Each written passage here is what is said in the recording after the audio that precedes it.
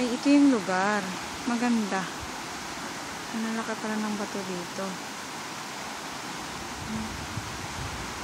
Ayan.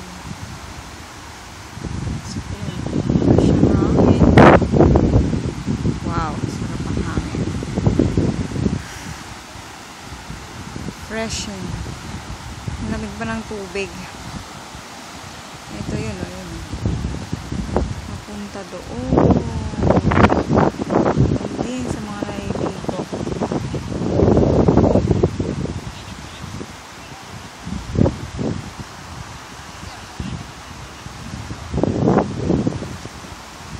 Wow. Medyo yellowish. Pero sabi nila, color blue daw yun. Umulan siguro kaya naging ganyan yung kulay.